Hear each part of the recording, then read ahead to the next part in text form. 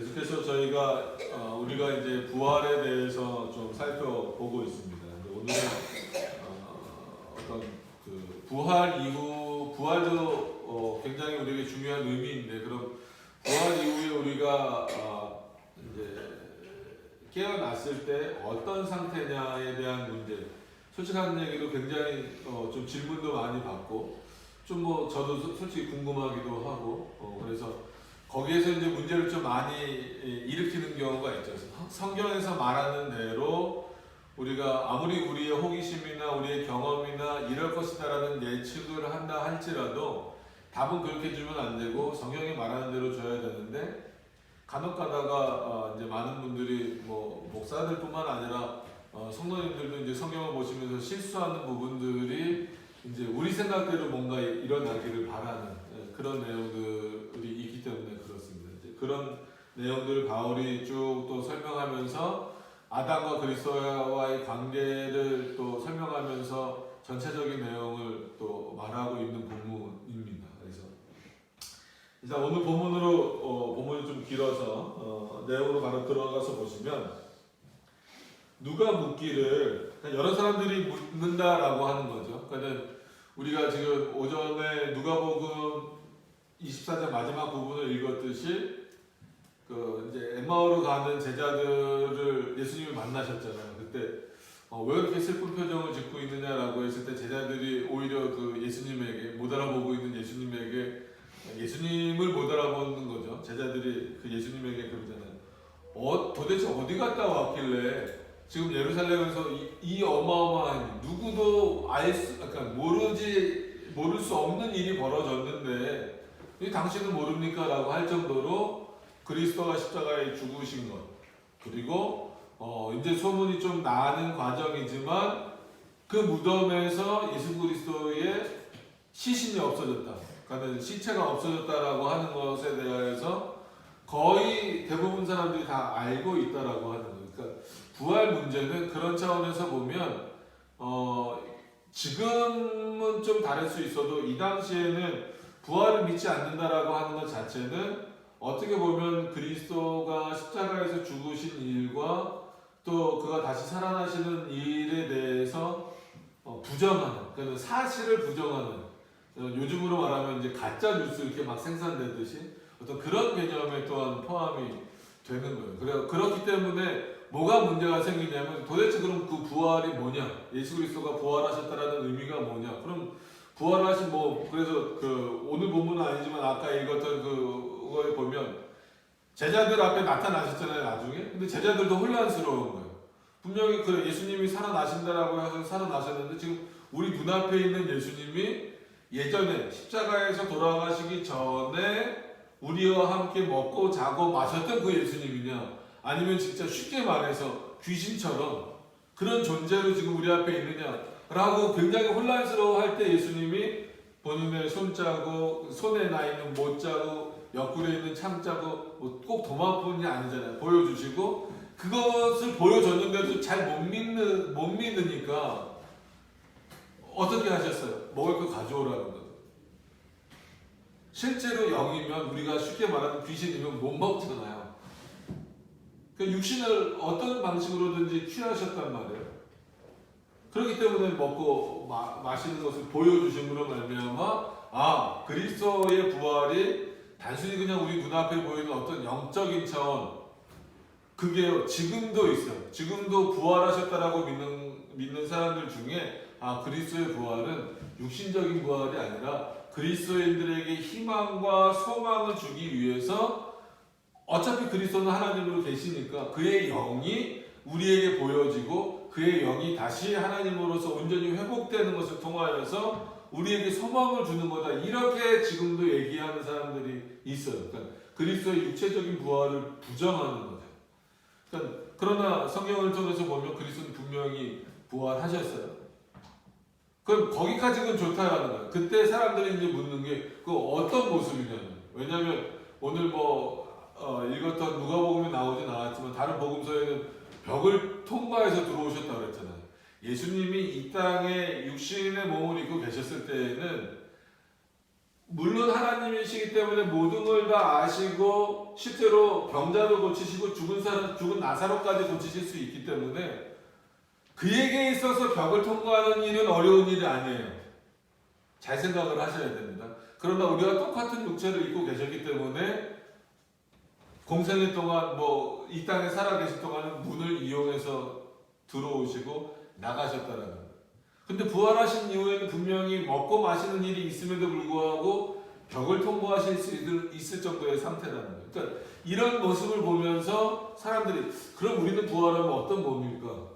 이게 이제 궁금한 거예요. 그러니까 오늘 바로 묻잖아요. 35절에 누가 묻기를 그럼 죽은 자들이 어떻게 다시 살아나며 이것도 궁금하다. 분명히 육체가 썩었을 텐데 그잖아요. 요즘에 화장을 하든 아니면 매장을 하든 다 썩었을 텐데 어떤 방식으로 살아날 것이며 그것도 궁금하고 그 다음에 뭐예요? 어떤 몸으로 오느냐 도대체 어떤 몸이냐는 거예요. 그러니까 많은 사람들이 상상을 하는 거예요. 젊었을 때 죽으면 진짜 아이 때 죽으면 아이의 모습으로 부활을 하는 늙었을 때 죽었으면 나이가 많았을 때 죽었으면 그 모습으로 오는 거예요. 아니면 젊을 때 죽었으면 젊을 때 모습으로 오는 거예요. 이게 이제 궁금한 거예요. 그러니까 우리의 이성적인 틀 안에 묶여져 있어서 그래요. 그러면은 예를 들어서 전쟁에 나가서 팔을 하나 잃어버렸다. 다리를 하나 잃어버렸다. 그럼 그 모습으로 그냥 부활을 할 것입니다. 그러면 상식적으로 천국은 기쁨만 있는 것이고 어떤 슬픔이나 이런 것이 없는 것인데 그럼 우리의 입장에서 가장 쉽게 생각하면은 우리가 젊었을 때 다 죽어야 돼요. 그죠?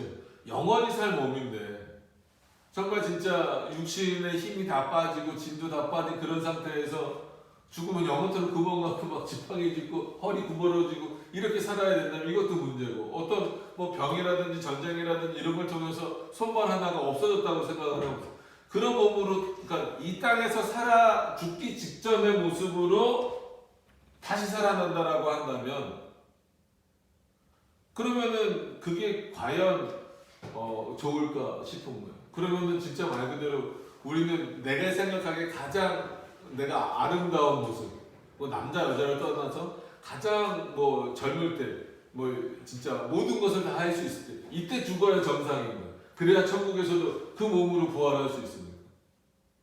그러니까 왜 제가 이런 말씀을 드리냐면 실제로 이런 논의들이 많은 거예요. 아마 저도 좀 궁금했었지만 이제야 그런 궁금증들을 갖고 있지 않지만 성도님들에게 늘 많이 받는 질문이에요. 그거는 단순히 호기심이 아니라 진짜 궁금해서 물어보시는 것일 수도 있어요. 그러니까 어떤 모습으로 부활할까? 어떨 거라고 생각을 하세요?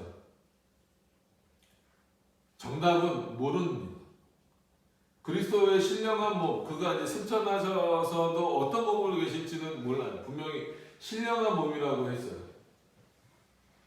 그거보다 더 근본적으로 우리가 생각해야 될 것은 부활이라고 하는 것 자체가 우리에게 있어서는 비상식적인 일입니다. 솔직한 얘기로. 죽은 자가 다시 살아난다라고 하는 것. 근데 우리의 상식을 가지고 하나님의 상식을 판단하면 안 된다라고 여러 번 말씀을 드렸어요. 그래서 인간의 객관적인 것을 가지고 하나님의 객관을 판단하려고 하면 안 된다라는 말씀을 여러 번 드린 이유도 우리에게 있어서는 죽었다 다시 살아난다는 게 말도 안 되는 일이에요. 그러나 하나님에게 있어서 부활은 하나님에게 있어서 죽은 자를 다시 살리시는 일은 어려운 일일까요? 쉬운 일일까요? 쉬운 일이에요. 하나님에게 있어서는. 자, 다시 한번 말씀드립니다. 우리에게 있어서는 부활은 비상식적이고 어려운 정도가 아니라 불가능한 일이죠.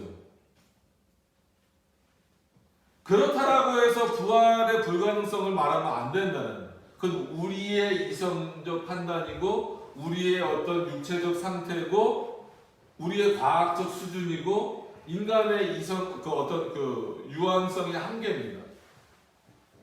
형벌로 주어진 그런 내용이기도 하고. 그러니까 우리에게는 불가능한 일이에요. 그러면 우리에게 불가능하다라고 해서 하나님께 불가능할 거다라고 생각하면 안 돼요. 그러니까 이게 부활뿐만이 아니라 창조도 그렇고 지금 하나님이 역사하신다. 지금도 명령하신다. 오늘 해가 뜬 것은 그냥 자연 질서에 따라서 뜬 것이기도 하지만 하나님의 명령이다라고 말하는 것에 대해서 사람들이 에이 뭘 지금 하나님이 명령해. 그럼 해는 그냥 24시간마다 떴다 졌다 하는 거지. 그건 우리의 객관성이고요.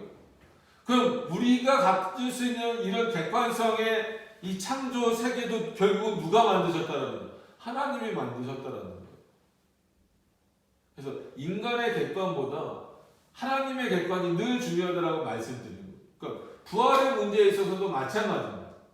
인간에게 있어서는 불가능한 그 문제들이 하나님에게 있어서는 가능한 거예요. 그냥 가능한 게 아니라 쉬운 일이에요. 어떻게 받아들이실지 모르지만 칼빈도 그랬어요. 우리에게 있어서 너희들에게 있어서는 부활이 어려운 문제고 불가능한 문제지만 하나님이 일하시는 데 있어서 죽은 자를 살리시는 부활의 문제는 쉬운 일이다.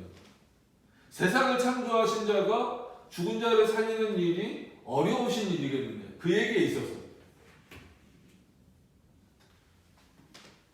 그런 차원에서 어떻게 우리가 부활할 수 있느냐. 그러면 진짜 미라를 만들어서 최대한 이 뼈의 근육이라도 붙게 해야 나중에 부활을 하는 거냐.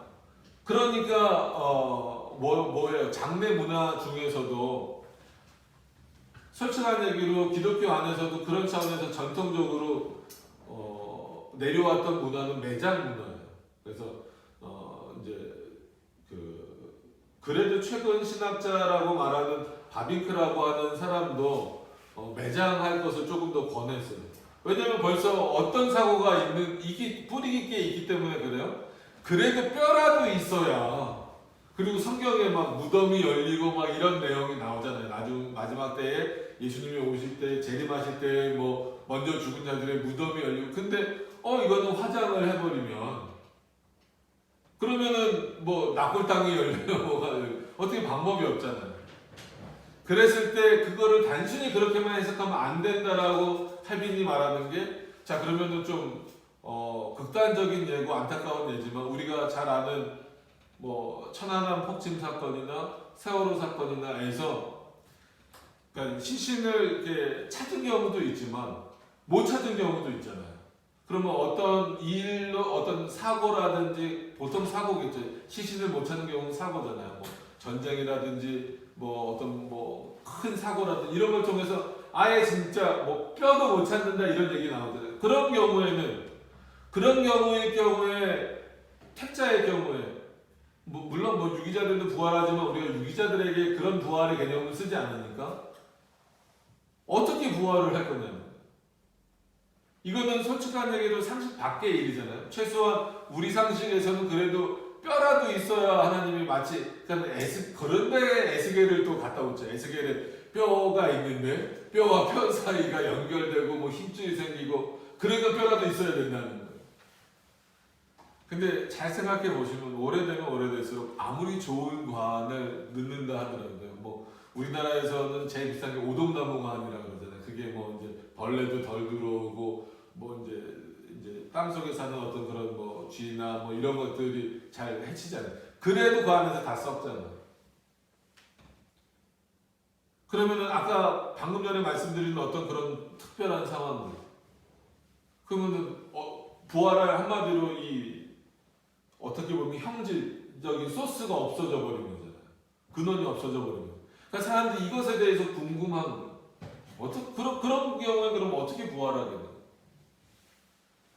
그러니까 이런 거를 묻는 것 자체가 자 36절에 보면은 어리석은 자여 이렇게 나오잖아요. 지금 바울이 분명히 너희가 궁금해서 묻는 건 알겠는데 그 물음 자체가 어디를 못 뛰어넘는 거예요. 인간의 한계를 못 뛰어넘는 질문들이라는 거예요. 어떻게 부활할까? 어떤 모습으로 부활할까? 정말 우리 입장에서는 궁금한 겁니다. 근데 그게 어리석다라는 거예요. 바울이.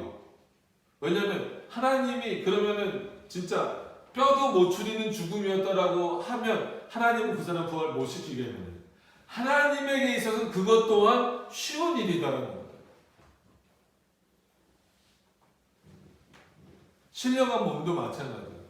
그래서 물론 그런 차원에서 기독교의 전통적인 어떤 장례 문화가 뭡니까? 라고 말하면 뭐 어쩔 수 없이 매장 문화라고 말할 수밖에 없어요. 그러니까 기독교 역사 가운데서 그렇게 내려왔고 성경에서 좀 그렇게 한 부분들이 있으니까. 그러나 오히려 물론 칼빈도 매장을 말하기는 했지만 그럼에도 불구하고 꼭 매장만이 올바른 장례 문화다라고 말하지는 않았어요. 그런 차원에서 볼 때 요즘에 뭐 화장을 하거나 이런 것들이 비기독교적이다 이렇게 말씀하시는 것은 잘못된 겁니다. 진짜 뭐 무덤을 계속 만들면 우리나라는 전 국토가 조그만 국토인데 전 국토가 다 무덤이 될 수밖에 없잖아요. 그러니까 첫 번째 오늘 일단 해결하시고 가야 될 문제가 뭐냐면 하나님에게 있어서는 부활은 아주 쉬운 일이다. 이걸 자꾸 사람들이 놓치니까 부활은 물론 우리에게 어마어마한 사건이에요. 귀한 사건이에요. 중요한 사건입니다.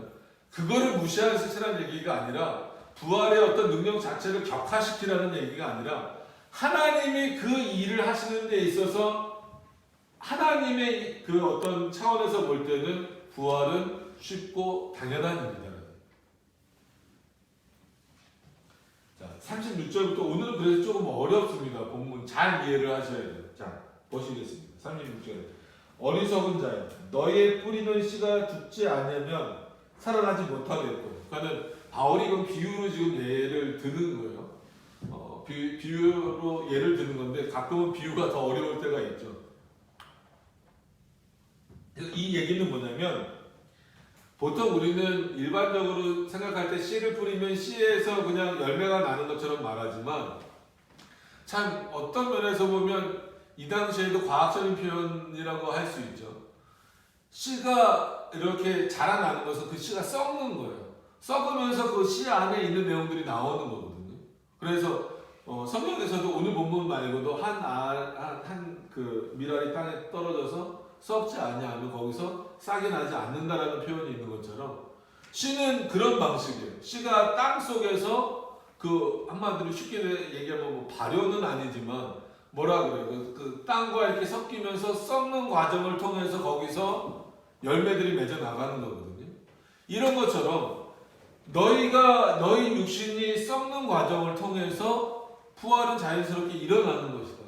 너희가 씨를 통해서 거기서 열매가 나는 것만 보더라도 부활은 어떤 방식으로 되겠구나라고 하는 것을 최소한 알 수 있다는 거예요. 근데 너희는 이 상식을 가지고 있으면서도 부활을 부정하거나 부활을 믿지 못하는 것 자체가 어리석다라고 하는 거예요. 여기서도 많은 설명을 하는데 더 많은 설명을 하기에는 오늘 해야 될 내용들이 많아서 그렇게 이해하시면서 넘어가세요. 그러면서 37절에 또 너희 뿌리는 것은 장래 형체를 뿌리는 것이 아니에요. 여러분 같은 예를 들어서 뭐 벼 씨라고 하더라도 배추 씨라고 하더라도 그 씨를 뿌릴 때에 배추가 날 것은 알고 뭐 사과나무가 나고 뭐 쌀이 날 것은 알지만 어떤 형체 자체인지는 모르잖아요. 그게 뭐가 될 건지는 알지만. 그래서 씨를 뿌린다라고 하는 것 자체의 결과는 누구만 아시는 거예요? 결국은 하나님만 아시는 거예요. 너희가 알 수 있는 문제가 아니라는 거예요. 다만 미리나 다른 것을 알게일 뿐이로되 그래서 어떤 본질 그 씨의 본질을 모르고 뿌리면은 그건 할 말이 없는데 씨의 본질은 똑같죠. 예를 들어서 그냥 하나로 딱 비유를 들어봅시다. 사과나무 씨라고 이렇게 딱 한 줌을 들고 있어요. 그러면 사과나무 씨를 쭉 뿌리면 똑같은 사과나무가 나옵니까? 아니잖아요. 다 같은 사과나무지만 모양이 다 다르죠. 어떤 것은 뭐 곱게 자라기도 하고 또 곱게 자라더라도 다 달라요. 똑같은 건 하나도 없단 말이에요. 그러니까 이런 차원에서 뭐 창조도 그렇고 부활도 그렇고 여러분 아무리 쌍둥이라고 하더라도 아주 똑같을 수는 없어요. 모든 게 다 똑같을 수는 없어요. 그러니까 심지어 겉모양이 똑같다라고 하더라도 그 안에 가지고 있는 어떤 그 형질들은 다 다른 거예요. 자, 그런 차원에서 보면 본질은 같을 수 있어요. 같을 수 있어요가 아니라 같죠. 우리가 부활, 그 생명도 그렇고 하나님이 인간이라고 하는 본질은 저와 여러분이 같잖아요. 근데 형질은 다 달라요. 부활도 마찬가지일 거라는 거예요. 바울의 얘기는 본질, 부활했다라고 하는 그 본질적인 신령한 몸은 예수 그리스도나 저와 여러분이나 같단 말이에요. 그러나 여전히 부활의 형체는 우리 모른다. 다르다. 근데 그걸 보고 뭐라고는 알 수 있다는, 그게 미래라는 것은 알 수 있다라는 예를 지금 바울이 들어주고 있는 거예요. 잘 이해를 하시면서 보셔야 돼요. 그래서 38절에 바울이 말합니다. 하나님이 그 뜻대로, 우리가 원하는 대로가 아니에요. 하나님, 저는 부활했을 때 이런 모습이 되게 해주세요가 아니에요. 그 뜻대로 저에게 형체를 주시되, 이 다양성은 다르다는 거예요. 신령한 몸의 상태가 어떤지는 몰라도 모양도 다 다를 거다라는 거예요. 만약에 다 똑같은 모습으로 부활하면은 어떻게 구별을 하겠어요? 우리 상식입니다. 그것도 형체를 주시되 각 종자에게 그 형체를 주십니다. 그래서 각 종자라고 했기 때문에 본질이 다르다 이렇게 생각하시면 안 되고, 어떤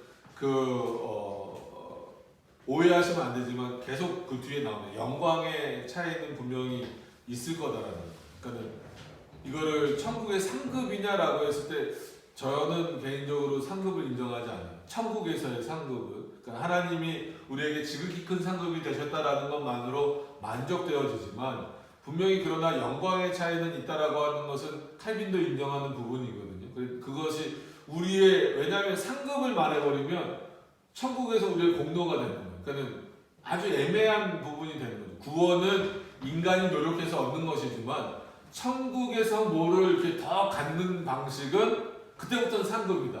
그러니까 구원받은 자가 천국에서 더 좋은 상급을 받기 위해서 여기서 열심히 노력해야 된다. 그래서 헌금도 많이 해야 되고, 전도도 많이 해야 되고, 뭐 예배도 더 많이 드려야 되고, 신앙생활을 더 열심히 해야 되고, 그래야 천국에서 내가 옆에 사람보다 더 좋은 집에 살고 더 좋은 금은보화를 누리고, 진짜 뭐 얼마 전에 한번 말씀드린 것처럼 예수님만이 신령한 몸을 갖고 계시니까 예수님 옆으로 가까이 갈 수 있다, 이런 생각을 갖는 것은 잘못인 거예요. 이런 상급은 없습니다.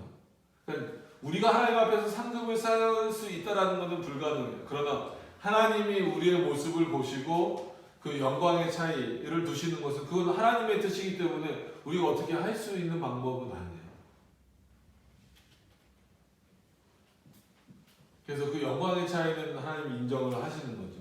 그래서 우리가 그걸 이제 보상 개념으로 칼빈도 설명을 하고 있어요. 종교교육자들도. 근데 그 보상 개념 하다 보니까 우리의 생각으로서 보상 그러면 뭔가 이렇게 한 것에 대한 보상처럼 여기잖아요. 그러니까 이게 자꾸 상급론으로 넘어가 버리는 거예요. 그러니까 그건 상급론으로 넘어가는 차원이 아니라 하나님의 뜻에 의해서 그 다른 형체를 주신다는 거예요. 자, 그래서 39절로 넘어가서 보시면 육체는 다 같은 육체가 아닙니다. 오해하시면 안 됩니다. 그런 차원에서 다르다는 거예요. 그러니까 부활체로서는 똑같지만 육체는 다 같은 육체가 아니니, 하나는 사람의 육체요, 하나는 짐승의 육체요, 하나는 새의 육체요, 하나는 물고기의 육체. 이거 알레고리컬하게 해석하시면 안 됩니다. 하나는 사람의 육체, 이것만 택자고 나머지는 다 뭐 짐승의 육체고 새의 육체고 하늘의 물고기의 육체, 이렇다라고 해서 뭐 우리가 물고기로 부활하는 것도 아니고 새로 부활하는 것도 아니에요. 이게 이런 방식, 비유를 통해서 하늘과 땅과 그 바다에 있는 거, 어떻게 보면 우리가 이해하기 쉽게 지금 바울이 표현하고 있을 뿐이지 이렇게 다양할 것이다라는 거예요. 어떤 의미인지 아시겠죠? 그렇게 이해하셔야 됩니다. 잘 이 부분을 이해하면서 넘어가셔야 돼요.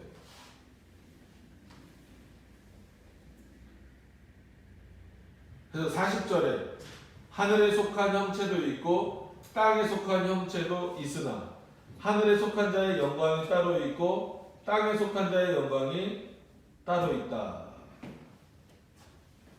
그러니까 이거는 이제 아담과 그리스도를 비교해서 설명을 해야 이제 뒷부분에 또 말씀을 드리겠지만 영광의 차이를 분명히 말하고 있는 거예요.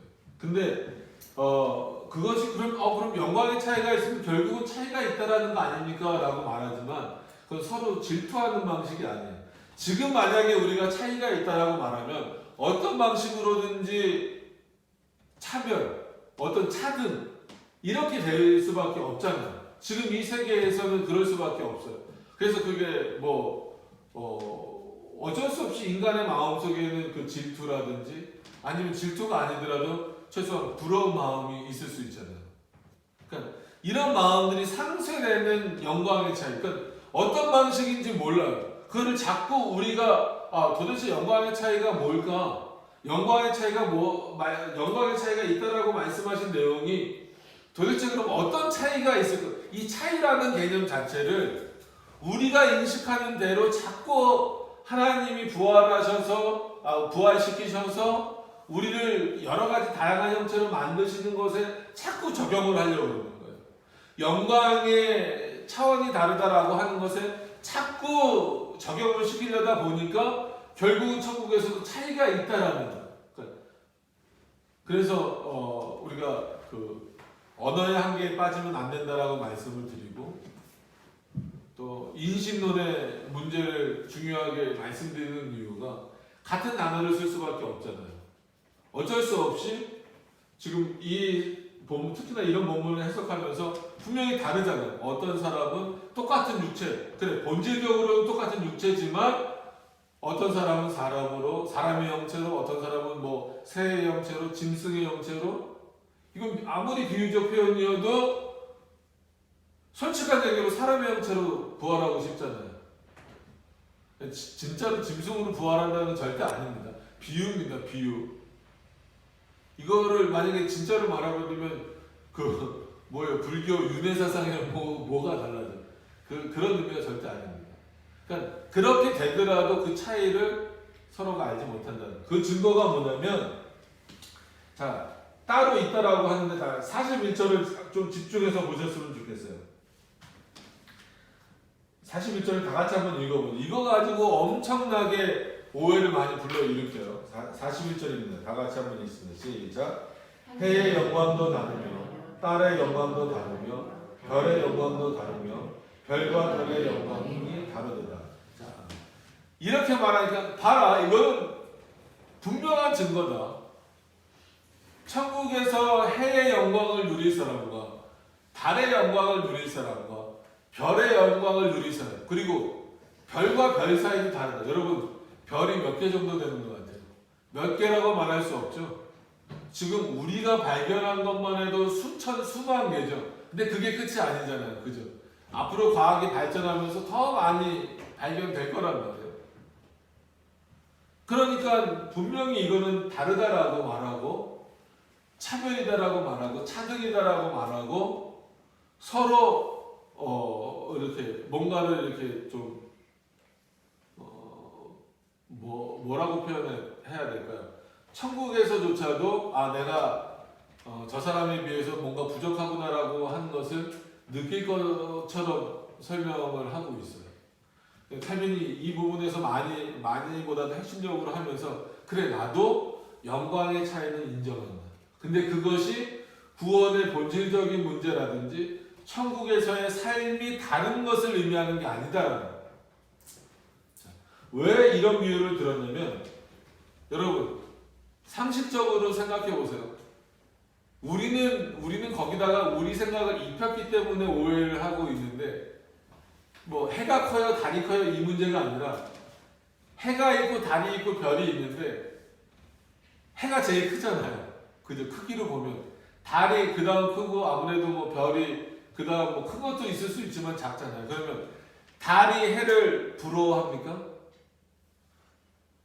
부러워해요 실제로? 아니에요. 질투합니까? 아니에요. 우리가 생각하기에 그렇죠. 해가 크고 해를 중심으로 또 그냥 태양을 중심으로 이렇게 은하계가 이렇게 형성되어져 있으니까, 그리고 달은 또 이 지구의 위성이다 보니까 누가 보더라도 태양이 더 크고 달이 작은 것처럼 별은 또 우리가 보기엔 요만하게 보이잖아요. 실제로는 어마어마하게 크지만 그러니까 우리 생각대로 저 달은 태양을 어떻게 할 거야? 부러워할 거야. 근데 실제 태양과 달은 역할이 다를 뿐이지 서로 부러워하거나 질투하는 관계가 아니잖아요. 질서에 있어서 자기 역할을 하고 있는 거예요. 별들도 솔직한 얘기로 별이 다 다르잖아요. 우리 눈에 보기에도 크게 보이는 별이 있고 작게 보이는 별이 있잖아요. 그러면 작은 별은 큰 별. 그래서 우리 동요에도 그거 있잖아요. 뭐 큰 별, 작은 별. 우리가 보는 관점이지 가서 보면은 그게 실제로 차이가 있는지 없는지는 몰라요. 왜냐하면 지구에 좀 가까이 있는 별은 크게 보이고 지구로부터 멀리 있는 별은 작아 보이는 거예요. 그러니까 큰 별, 작은 별도 굉장히 웃긴 표현입니다. 어떤 의미에서 실제로 가서 그 별의 크기를 보고 확인을 해야지. 우리 눈에 보이는 것으로. 그러니까 인간은 이런 한계를 갖고 있잖아요. 근데 이런 한계를 갖고 있으면서 벌써 동요에서부터, 그러니까 어렸을 때부터 이 왜곡이 일어나는 거예요. 이거가 이제 판명성과 지향성의 오류라는 어떤 핵심적인 인간이 갖고 있는 오류인 거죠. 그러니까 아이들 때부터, 어렸을 때부터 그렇게 배우다 보니까 마치 작은 별은 큰 별을 부러워할 거야. 질투할 거야. 이 작은 별이 빨리 커서, 별이 어떻게 큽니까? 근데 아이들 생각에서 빨리 자라서 큰 별처럼 되고 싶다라는 거예요. 이런 사고를 가지고 있다 보니까 해와 달과 별, 왜냐면 각자 하는 일이 다르잖아요. 이것도 비유적이면서 어떤 의미에서는 실제적인 의미입니다. 해가 하는 역할이 다르죠.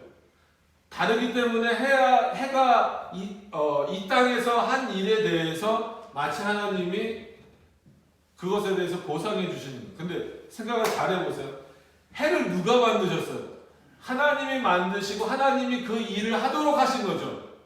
그러면은 우리가 보여지기에는 그것은 해의 능력이지만 실제로는 그 능력을 부여하신 분조차 누굽니까? 하나님이시잖아요.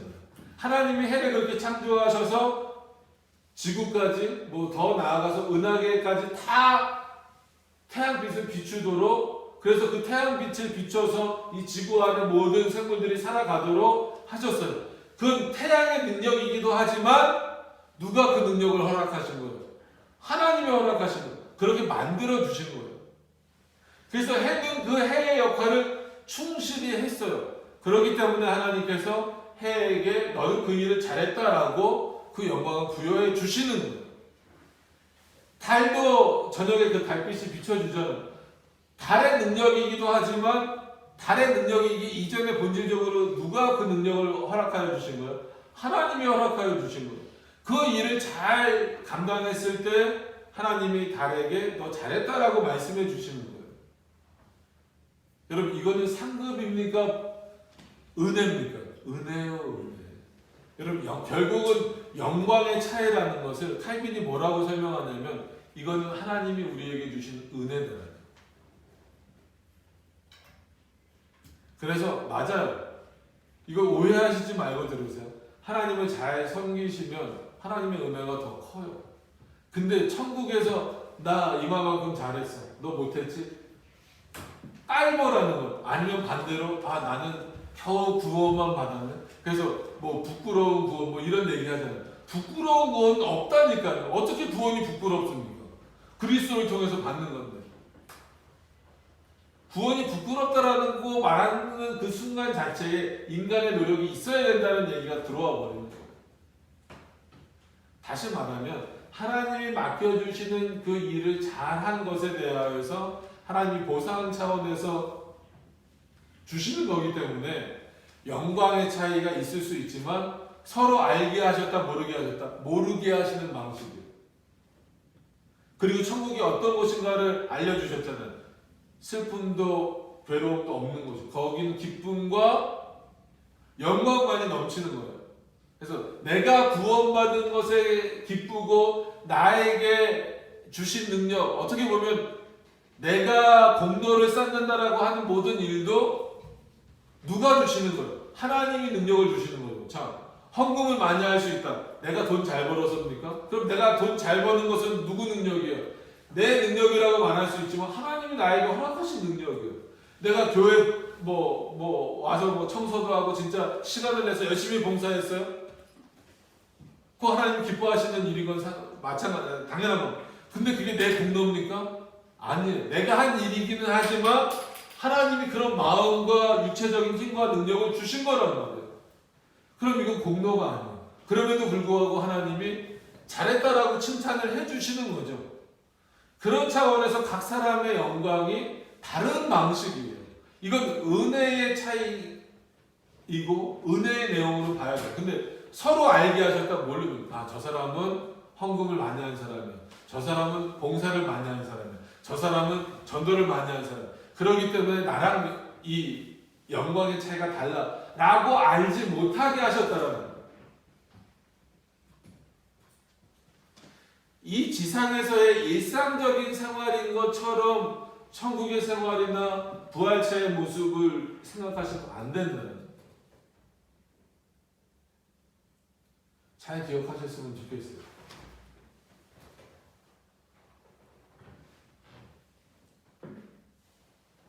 모르지만 한 가지 확실한 것은 죽은 모습 그대로 부활을 한다라는 표현이 분명히 성경에 있지만 그게 지금 이런 몸, 지금 이런 얼굴의 형태, 이런 몸의 형태가 아닐 가능성은 훨씬 많다라는 거예요. 오히려. 왜냐면 대부분 일반적으로는 나이가 들어서 죽잖아요. 그럼 천국은 다 노인들만 있는 거고요. 그런 방식은 아니랄 거예요. 이런 부분에서 어떤 면에서는 그런 신령한 몸의 상태가 어떨까에서는 호기심의 거절, 이제 우리 개혁파 신앙에서 말하는 그 내용이 필요합니다. 적정과 절대로 성경이 말하는 데까지 말하고 성경이 멈추는 부분에 있어서 멈추는 어리석은 자 그런 차원에서 다 거기서 뭘까라고 골머리 성경에서도 말하지 않는 부분을 파고 들어가서 어리석은 자가 되면 안 된다. 그것보다 더 중요한 것은 이 어떤 그 부활과 그 내용들이 어떤 내용들을 갖고 있는가가 더 중요한 겁니다.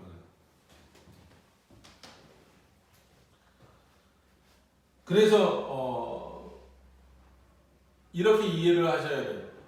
천국에서 부활했을 때 각자의 영광이 다르다. 하나님이 주시는 영광이 다르다를 한마디로 본질이 다르다로 이해하시면 안 됩니다. 많은 사람들이 그렇게 개혁신학 안에서도 그렇게 이해를 하기 때문에 천국에서는 상급이 있다 이런 식으로 가버려요. 그러면은 여러 번 말씀드리지만 이 땅에서는 길어야 7, 80 요즘은 100세 시대는 100세 살 동안에도 성도들끼리 서로 이렇게 시기질투하잖아요. 솔직한 얘기로.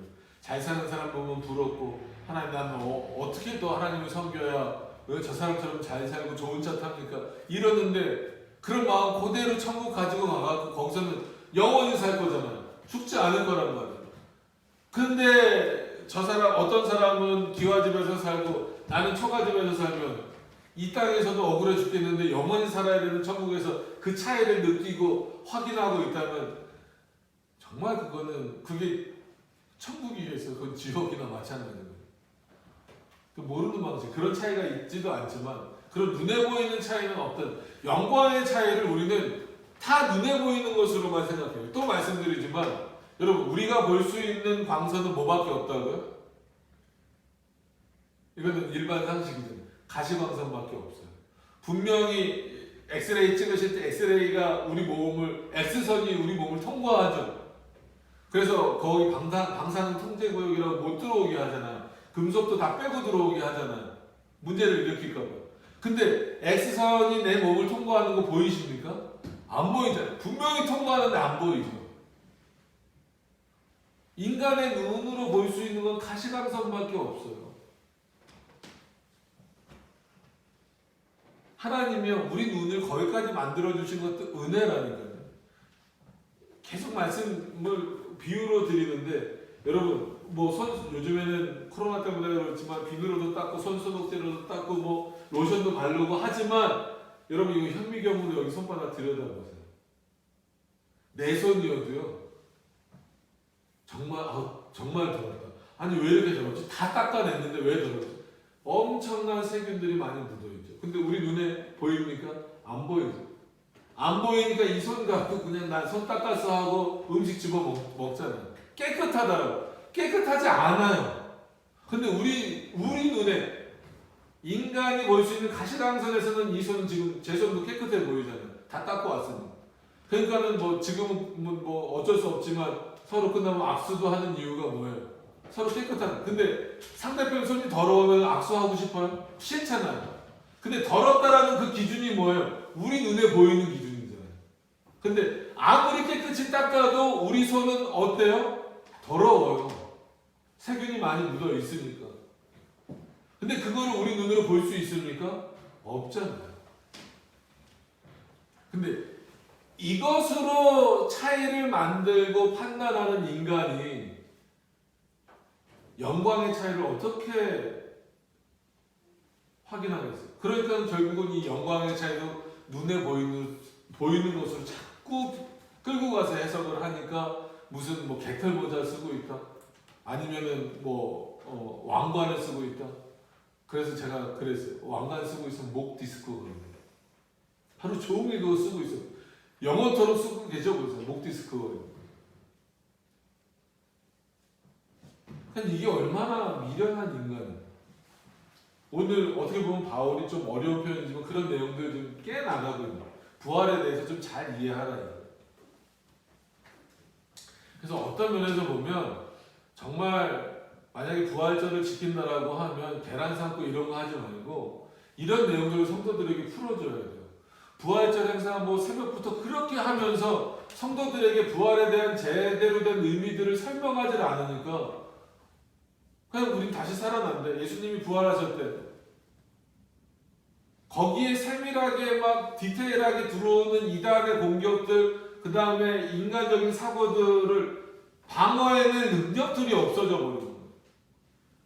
지금 고린도 교회 안에서도 그런 문제들이 많았기 때문에 바울이 지금 오히려 부활에 대해서 더 세밀하게 설명을 하고 있는 거예요. 42절 보세요.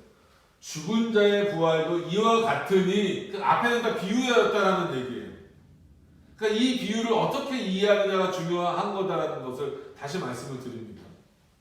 죽은 자의 부활도 이와 같으니 썩을 것으로 심고 썩지 아니할 것으로 다시 살며. 이때부터 아담과 그리스도를 비교하면서 나오는 거예요. 썩을 것으로 심었다라는 것은 뭐예요? 최초의 인류인 아담은 진짜 썩어질 육체를 갖고 이 땅에 존재케 된 사람이잖아요. 근데 썩지 아니할 것으로 다시 산다라는 것은 뭐예요? 그리스도도 물론 인간의 몸으로서는 썩을 몸을 갖고 오셨지만 그는 영원히 사는 신령한 몸을 갖고 계신 분이죠. 그러니까 아담과 그리스도는 본질적으로 다른 거예요. 육체적인 측면에서 보면, 그러니까 육신을 취하신 면에서 보면 아담의 육신과 그리스도의 육신이 같습니까? 다릅니까? 라고 했을 때는 같다라고 말해야 돼. 본질적으로 오해하시면 안 됩니다. 이건 당연히 같은 거예요. 그럼에도 불구하고 하나님이 아담을 만드신 존재는 썩어질 존재로 만드신 거고, 그리스도를 이 땅에 보내신 그 의미는 우리를 살리실, 썩지 아니하실 그 존재로 만드신 거라는 거예요. 그러니까 이거는 아담과 그리스도의 본질적인 차이입니다. 이런 차이가 있다라는 거예요. 이 출발점을 혼돈하지 말라는 거예요. 43절에 욕된 것으로 심고 영광스러운 것으로 다시 살며. 그죠? 욕된 것으로 심었다는 건 뭐예요? 아담과 하와가 선과 악을 알게 하는 나무 열매로 말미암아 인간에게 죄악이 들어오게 됐잖아요. 그러나 영광스러운 것으로 다시 살고 그리스도의 영광에 참여하는 자로 우리가 살립니다. 그러니까 우리가 다시 산다라는 것 자체가 뭐예요? 그리스도와 같은 신령한 몸이 된다는 게 그게 영광스럽게 되는 거잖아요. 하나님이 우리를 영광스럽게 만들어 주신 영화의 단계로 가는 거잖아요. 물론 죽은 다음에 바로 우리는 영화에 당해진다. 그럼 이 영광스러움은 앞에 그 비유했던 그 영광의 차이가 있다라는 것과는 어떤 거예요? 본질적으로 그 영광 면에서는 똑같지만 형체 면에서 다르다라는 것을 이해하라는 거예요. 그러나 그 영광스러움, 하나님이 부활시켜 주시는 그 영광스러움은 똑같다는 거예요.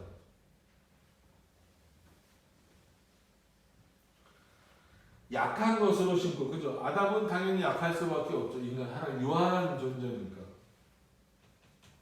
강한 것으로 다시 살면 그리스도로 인하여 살기 때문에, 그리고 육신의 부활이 일어날 것이기 때문에 그건 강한 것이죠. 어떤 면에서는 지금도 우리는 강한 거예요. 뭐 육신의 건강 유무를 떠나서 우리가 그리스도인 되었다라는 것만으로도 강한 거예요. 근데 이런 강함과 비교할 수 없을 만큼 우리가 그리스도를 통해서 부활되었을 때에는 더 강한 몸이다. 그게 신령한 몸이에요. 그러니까 여기서 어떤 형체를 말하고 있지는 않잖아요. 오히려 더 중요한 상태적인 표현을 지금 해주고 있단 말이에요. 44절도 똑같은 표현을 하고 있어요. 육의 몸으로 심고. 이건 당연히 누구겠어요? 아담이죠. 신령한 몸으로 다시 사다니. 그러니까 이건 당연히 그리스도의 어떤 그 부활하신 것을 의미하는 거죠. 우리도 마찬가지다. 육의 몸이 있은즉 또 신령한 몸이 있느니라. 맞죠? 여러분 지금 그렇다고 해서 지금 우리의 육신을 함부로 생각하면 안 됩니다. 왜냐면 우리가 이 땅에서 살아있는 동안 아무리 인간이 영과 육신으로 구별된다 하더라도 구분이 되진 않잖아요. 우리 이 육신과 함께 영원히 같이 있는 거잖아요. 그러니까 이 육신을 함부로 하면 안 됩니다. 그런 상황에서 소중하게 다루지 않으면 안 되는 거예요. 그럼에도 불구하고 이 육의 몸이 있는 것과 똑같이 나중엔 어떤 몸을 갖게 될 것이다라는 거예요. 신령한 몸. 그냥 계속해서 신령한 몸이라고만 표현을 하고 있어요. 그러니까 이런 것은 어떤 경우에는 그런 거죠. 아무리 설명해줘도 모르는 거예요. 우리가 알 수 없는 거예요. 하나님이 하나님이 아주 자세하고 장황하게 설명을 해 놓으신다고 한들 인간이 갖고 있는 이성의 한계로 그걸 이해할 수 없는 방식이라는 거예요. 또 신령한 몸이 있느니라 라는 거죠. 즉 육의 몸으로 심고 아담의 후손으로 우리는 태어났지만 부활할 때는 아담의 후손으로 부활하는 것이 아니라 아담조차도 그리스도의 신령한 몸으로 부활하는 거예요.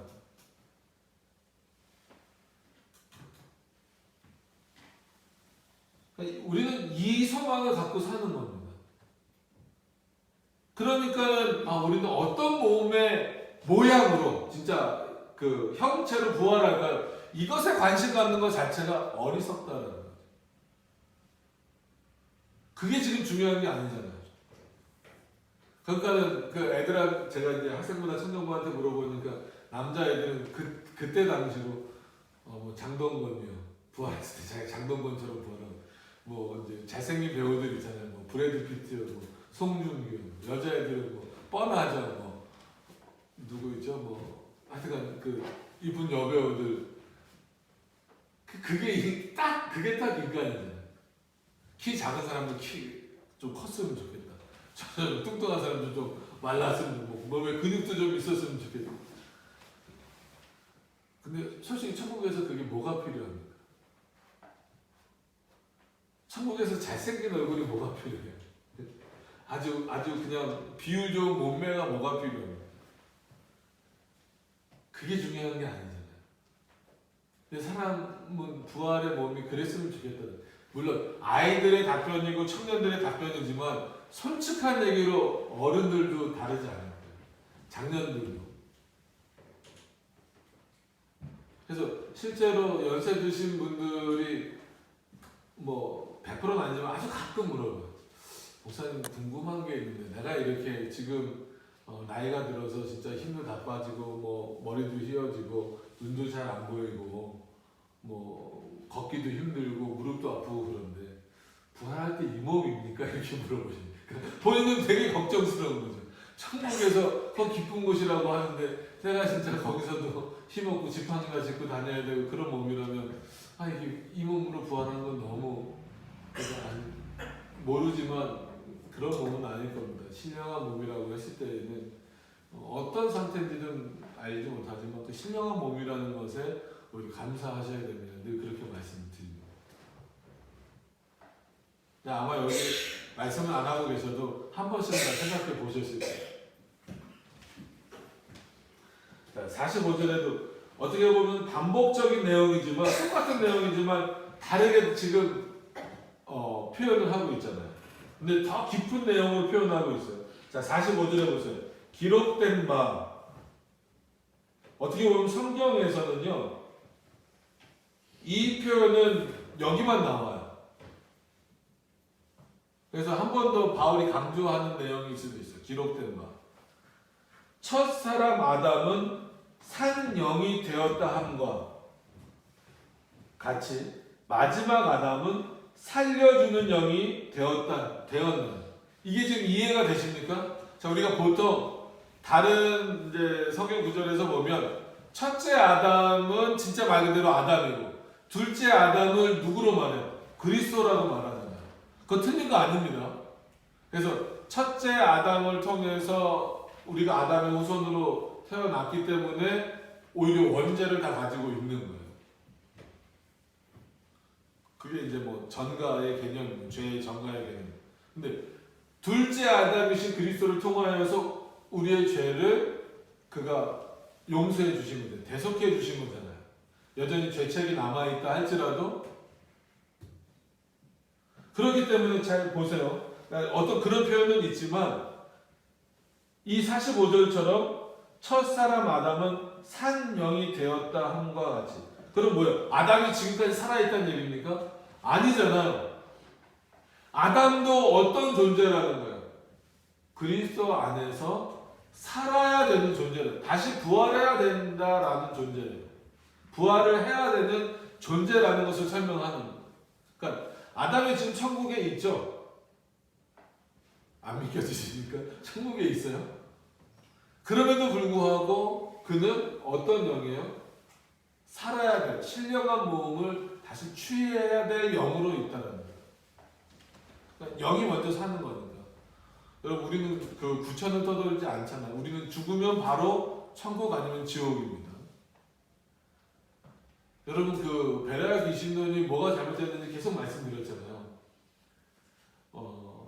요즘에는 또 다르게, 예전에는 이제 그 구약 성경에 근거해서 인간이 강건하면 뭐 70이요, 뭐 연약하고 그래서 80까지 못 살면 나머지, 예를 들어서 80까지 살아야 되는데 60에 죽었다 그러면 20년 동안은 귀신이 돼서 이 구천을 떠돈다는 거예요. 그래서 설교 시간이나 예배 시간에 졸면 졸음 귀신이라는 거예요.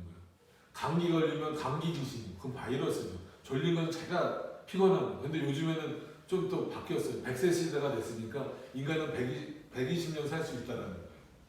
그러니까 이 노화를 또 기준으로 또 삼더라고요. 그래서 그러면은 이제 120까지 못 살면 대부분 120살까지 못 살잖아요. 그러면 그 개념으로 보면 그 베레아 귀신론 하는 그 뭐 성락교회나 이런 데 기준으로 보면 모든 영혼들은 거의 뭐 120살까지 못 사니까 모든 영혼들은 남은 연수만큼 이 한마디로 구천을 떠도는 영혼이 돼서 귀신 역할을 하는 거예요. 하다가 천국에 가든지 지옥에 가든지 한다는. 이게 얼마나, 그러니까 이 영적인 존재라는 것을 그렇게 생각을 하는 거예요. 그럼 여러분들도 만약에 그렇게 생각하면 여러분들도 120세까지 못 살면 바로 천국에 못 가고 한마디로 구천을 떠도는 졸음 귀신이 되든지 감기 귀신이 되든지. 그게 얼마나 말도 안 되는 얘기. 근데 사람들이 얼마나 거기 많이 몰려요. 그러니까 참 이단에 많이 몰리는 것은 왜 그럴까 생각해보면 어떻게 보면 인간의 이상의 판단이 거기로 가면 안 되는 거예요. 과학으로 가든 그래서 무신론으로 가든 아니면 뭔가 정말 우리 눈에 보이는 번쩍하는 거는 신비로움을 쫓아가기 때문에 그런 현상이 발생이 되는 거예요. 근데 여기 이 표현 보세요. 얼마나 멋진 표현이에요. 첫 사람인 아담은 산영, 우리에게 그런 어떤 살아있는 영혼을 준 존재다. 여러분, 자, 아담이 맨 처음에 창조되었을 때는 육체만 있었잖아요. 거기에 하나님이 생기를 불어 넣어주셨잖아요. 그렇기 때문에 아담은 산영이라는 거예요. 그럼에도 불구하고 그 아담도 다시금 신령한 몸으로 부활해야 되는 상태라는 거예요. 그러나 마지막 아담, 여기서 둘째 아담 대신에 마지막 아담이라는 표현은 여기밖에 없어요. 고린도전서밖에 없어요. 그럼 마지막 아담은 누구겠어요? 예수 그리스도예요. 택자라고 보면 안 됩니다. 예수 그리스도는 살려주는 영이에요. 예수 그리스도만이 우리를 살려주시는 거예요. 그러니까 영적으로도 누구를 통해서 우리가 살아나? 그리스도의 죽으심을 통해서 살아났잖아요. 그게 뭡니까? 영적으로 다시 살아났다라는 게 뭐예요? 우리가 구원의 서정에 있어서 택자라고 할지라도 어떤 단계가 지나야 영적으로 사는 겁니까? 그게 중생이잖아요. 그럼 그 중생은 누구를 통해서 되는 겁니까? 예수 그리스도를 통해서 되는 겁니다. 그리고 그렇기 때문에 우리의 영을 살려주시는 것이고 나중에 우리가 신령한 몸으로 부활하는 것도 결국은 그리스도의 부활을 따라서 하나님 삼위일체 하나님이 하시는 일이잖아요. 첫 번째 아담은 우리에게 생명, 이 땅에서 사는 생명을 주는 주었던 존재라면 마지막 아담, 즉 예수 그리스도는 우리를 살리신 그 죽음 가운데에서 타락으로 말미암아 우리의 영혼과 육신이 다 죽었었잖아요. 거기서부터 다시 살리실 수 있는 분은 누구밖에 없다? 마지막 아담이신 예수 그리스도밖에 없다. 이게 부활의 중요한 의미입니다. 이런 내용들을 우리가 잘 인지하지 못하면 35절에 우리가 읽었던 것처럼 어떻게 부활하지? 뼈가 있어야 되나? 뭐가 있어야 되나? 아니면 어떤 몸으로 부활하지? 여기에만 관심을 갖는 그건 참 어리석다라는 거예요. 시간이 좀 가는데 빨리 가겠습니다. 49절까지 봐야 되기 때문에. 자, 그러나 먼저는 신령한 자가 아니요 육에 있는 자요. 그죠? 아담은 신령한 자는 아니잖아요. 육에 있는 자요. 그 다음에 신령한 예수 그리스도는 신령한 자다. 이 땅에 태어나셨을 때부터 그 이전에는 예수 그리스도에게 사람이라는 표현을 쓸 수는 없잖아요. 이 땅에 태어나셨을 때부터도 죄를 피하는 방식으로서 보통 생육법이 아닌 방식으로 성령을 통해서 잉태케 하셨잖아요. 우리와 같은 몸을 입으셔서. 그렇기 때문에 신령한 몸이라는 거예요. 자, 첫 사람은 땅에서 났다는 거예요. 그죠? 하나님이 창조하셨잖아요. 아담.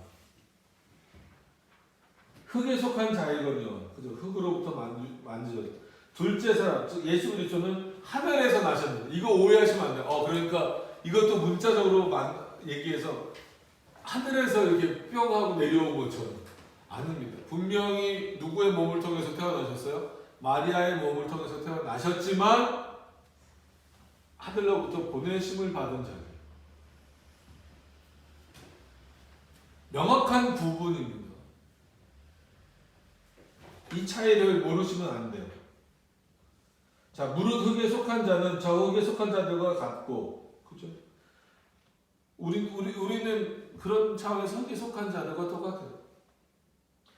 그럼에도 불구하고 거기로만 머물게 하지 않으시고 하늘에 속한 자는 저 하늘에 속한 자들과 같은 것. 우리는 어떻게 될까요? 흙에 속한 존재로 있었지만 어디에 속한 자로 될 거라고요? 하늘에 속한 자로 될 거라는 거예요. 이게 신분의 변화잖아요. 이 놀라운 신분의 변화가 무엇으로 완성된다고요? 부활로 완성된다는 거예요. 이 부활, 그런 차원에서 이 부활의 의미가 얼마나 큽니까? 이거는 그냥 계란 하나로 해결할 수 있는 문제가 아니에요.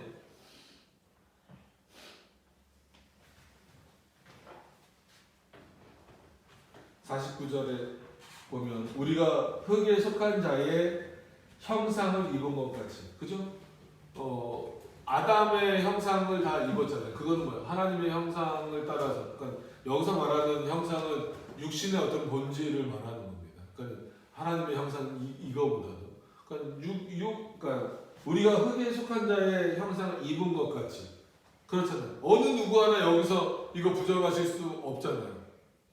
우리는 당군의 자손입니다. 당군처럼 그런 신화적 인물이 아니라 실제 존재했던 아담의 후손이죠. 그리고 믿음에 따라서는 아브라함의 후손이고, 그들도 다 땅에 속한 자고 육신에 속한 자란 말이에요. 저도 여러분도 부정할 수 없죠. 그럼에도 불구하고 거기에만 머물러 있는 것이 아니라 뭐예요? 또한 하늘에 속한 자의 형상을 입습니다. 누구요? 그리스도의 형상을 입는다. 그래서 성경에서는 심지어 너희를 아들과 같은 존재로 만들어 주시겠다. 그럼 우리가 그리스도랑 동격이 된다는 건 그런 의미는 아니죠. 그리스도가 신령한 몸으로 변화되신 것처럼 우리도 신령한 몸으로 변화된다. 그럼 그리스도와 똑같은 몸이에요. 또 이렇게 질문해요. 교만한 거죠. 그리스도랑 동격이 되고 싶으세요? 천국에서만큼 그리스도랑 맞먹고 싶으세요? 그리스도가 신령한 몸이 되신 것처럼 우리도 신령한 몸이 되는 거예요. 여기서 형상을 입는다고 아담의 형체를 우리가 이어받는 건 아니잖아요. 아담이 어떻게 생겼는지 아세요? 모르잖아요. 그럼에도 불구하고 아담의 형상을 우리는 계속 물려받고 있는 거예요. 우리 후손들도 물려받을 거예요. 그러나 궁극적으로 나중에 하늘에서 우리가 부활할 때, 하늘에서 부활하는 건 아니지만 하늘에 속했다라는 차원에서 우리가 부활할 때는 아담의 형상이 아닌 그리스도의 형상을 닮아가는 자로서 따라서 부활하는 자의 모습으로 된다는, 그게 신령한 몸의 내용이에요. 그러니까 신령한 몸이 뭡니까? 라고 했을 때 어떤 면에서는 그리스도의 형상을 담는 것이다. 그리스도의 신비로운 몸을 담는 것이다. 근데 그렇게만 말하면 사람들이 자꾸 혼돈을 일으키잖아요. 그래서 바울이 어떻게 보면 이 중간에 이 많은 설명을 한 거예요. 어떻게 보면 35절의 이 질문에 대한 답이 49절이 되겠죠. 그 전에 이것을 설명하기 위하여서 비유도 들고 또 아담과 그리스도와의 관계와 차이에 대해서 설명을 하고 있는 겁니다. 여러분, 이 내용을 이미 알고 계셨다라고 하면 참 하나님의 놀라운 은혜를 받고 계신 거고, 정확하게 모르셨다라고 하면 오늘 다시 한 번 더 이런 내용들을 확인하시면서 부활은 그냥 단순히 다시 사는 정도가 아니구나 라고 하는 것을 좀 분명히 이해하셨으면 좋겠어요. 그리고 좀 오해되는 해석들인 어떤 또 천국의 상급이나 이런 것으로 해석될 수 있는 본문들을 어떻게 칼빈이나 종교개혁자들이 보고 있는가. 분명히 영광의 차이는 있다라는, 근데 그거는 우리가 확인할 수 없는 차원. 근데 그 영광의 차이는 공로가 아니라 하나님이 우리에게 은혜로 주시는 보상의 차원이다라고 하는 것을 이해하시면서 오늘 본문을 좀 갈무리했으면 좋겠습니다. 기도하도록 하겠습니다.